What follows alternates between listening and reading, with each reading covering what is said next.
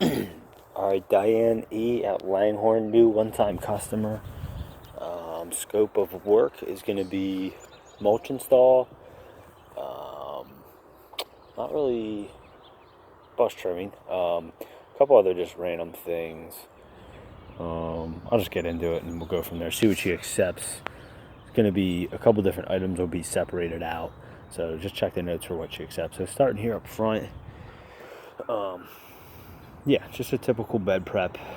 She did mention she was kind of like, she just has some plants and stuff in here. So I explained the process to her about weeding, that we don't really pull by the root. We just kind of string trim it down and then spray, which she was like pretty much okay with.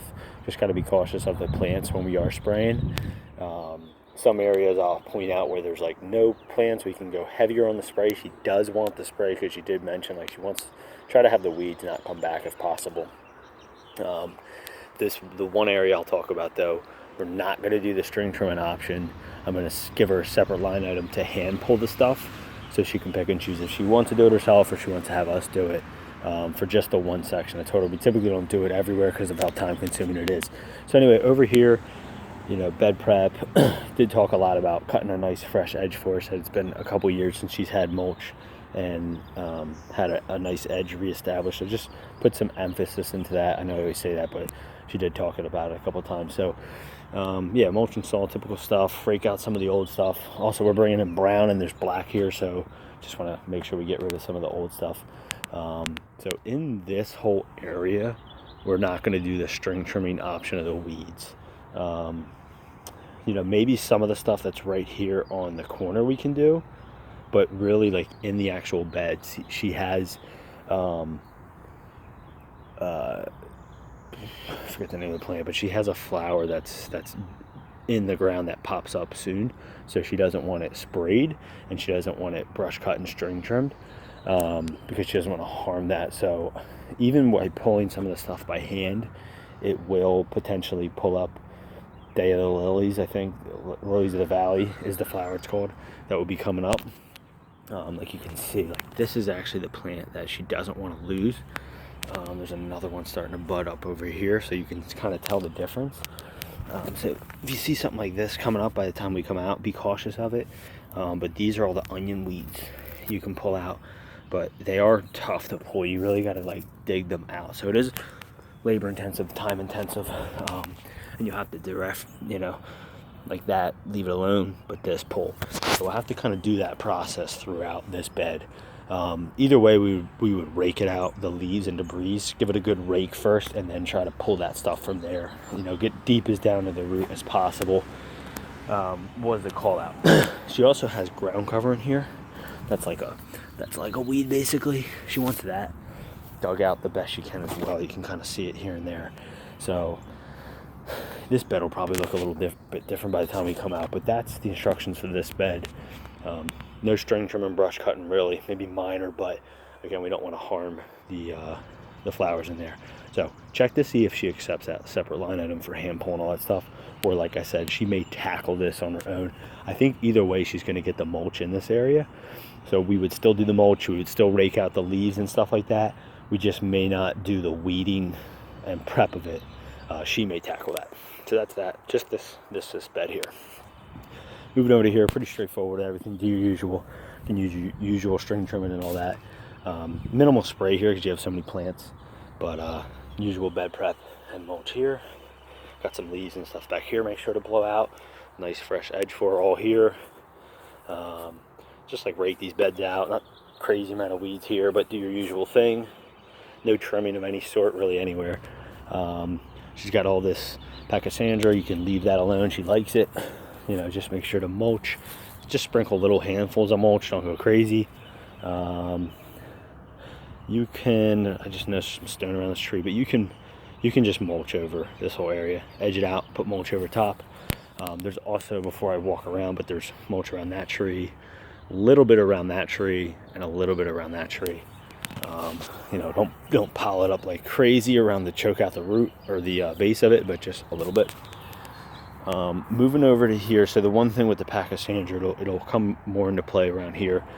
She wants a fresh edge cut and then like a thin strip of mulch like we do most of the times when people have ground cover. So just, she doesn't really have an edge established. She'd have to cut an edge, you know, with whatever, and then put, you know, I'd say maybe 6 inches gap of mulch. So you kind of have grass, fresh cut edge, the brown mulch, and then the Pachysandra. And if you feel like it's necessary to take the string trimmer, you just lightly trim it to give it a crisper edge. That's cool too. But anyway, we'll do that all here and down here. Before I go walking there though, there is like a vine. You can see this vine right here. There's a vine growing on this azalea here. If we can just try to, best case would be locate where it's growing. I know that's tricky. Told her sometimes that can be difficult, but at minimum pull that vine off, but get as low as you can, try to cut it, and if you see where it's sprouting from the ground, even dig the root ideally. I told her it's kind of tricky sometimes to locate it, but do your best with it. At least try to pull the vine off of the plant. Moving down here, so same thing that I just talked about with the edge along the ground cover. You're going to do that the whole length, all the way, wrapping all the way around, you know, thin 6 to 8 inch strip of mulch here. You can kind of sprinkle in little handfuls of mulch here and there just to give that Pachysandra something fresh. I would take a blower over this area before you do any of that. There's just a couple leaves and stuff just to kind of clean it up for a little bit. Like there's some leaves and stuff in here, so kind of blow that out, clean it up. Again, do the string trimming if you feel necessary. There is some grass right here, so I would string trim that down. Anything else that you see poking up that's like a weed or something, I would at least at minimum string trim it down. Don't really see too much at the moment, but if anything pops up, you just string trim it down. You do have a plant that's growing in there, I'll leave that alone. Yeah, nice. Like I said, there's not really an edge here, so establish somewhat of an edge in some degree for here, all along here, and then wrap it to the back. Oh, before I keep walking, before I forget, there actually is a vine growing on this tree as well.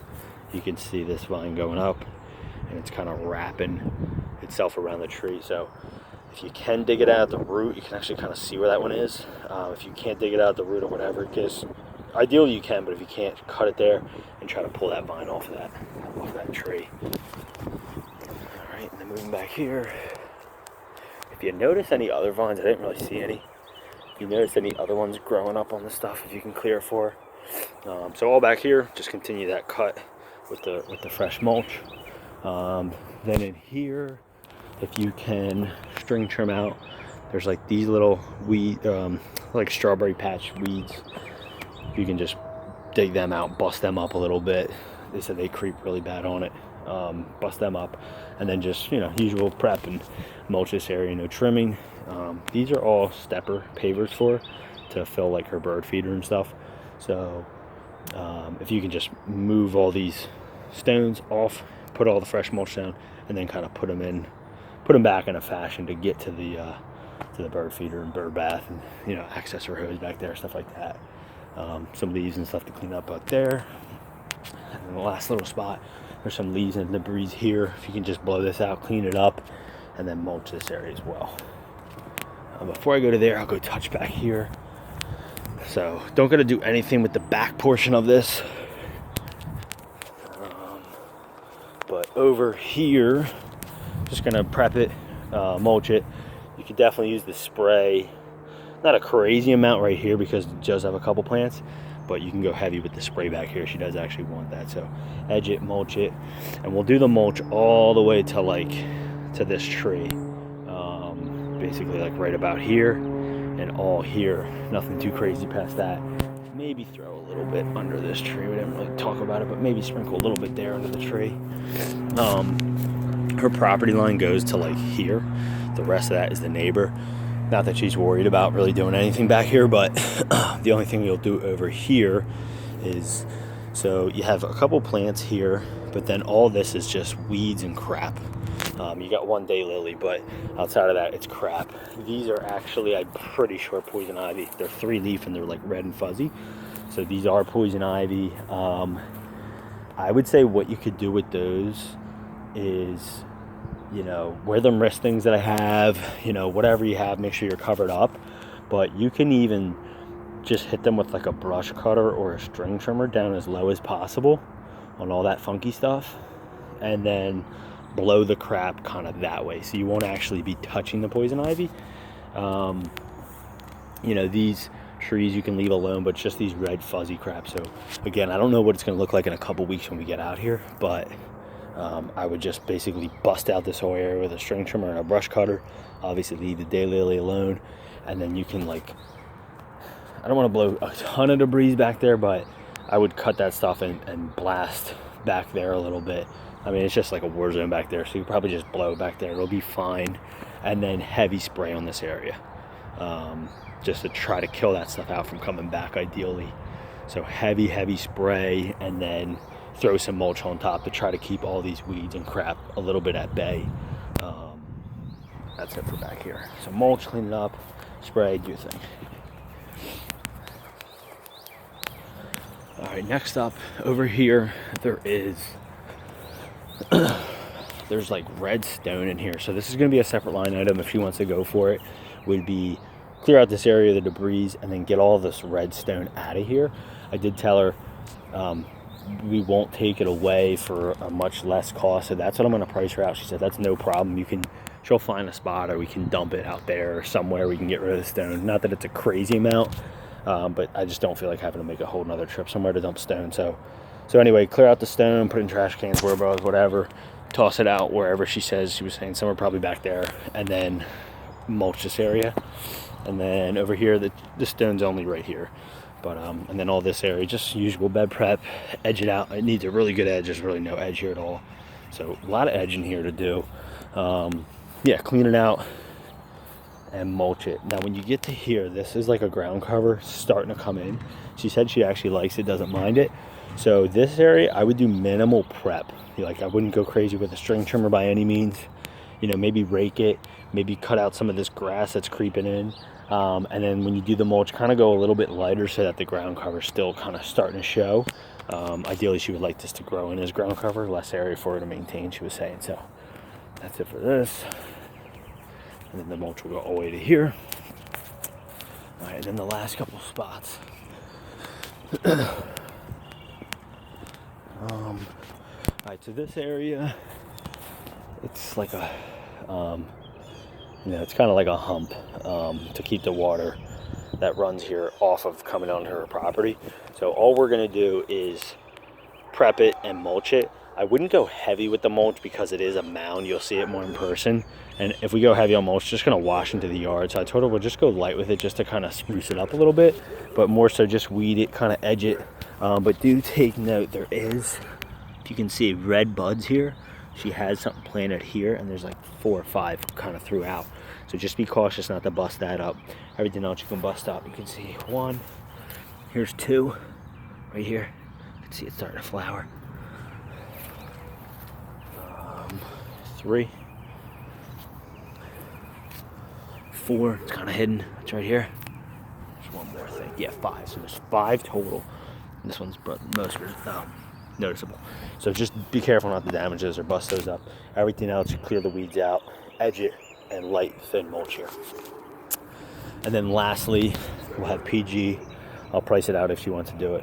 Come out and kind of bust out this, grind out this stump a little bit, grind out this root a little bit, and then we'll bring in, I would string trim it down to get the weedy crap out of here, kind of prep the area, and then bring in probably like 1/4 of a yard of topsoil and seed and starter fert and hay, and hit this area really good for her. It's just like kind of lumpy and humpy, and there's just weeds here, not growing grass. So and that's it.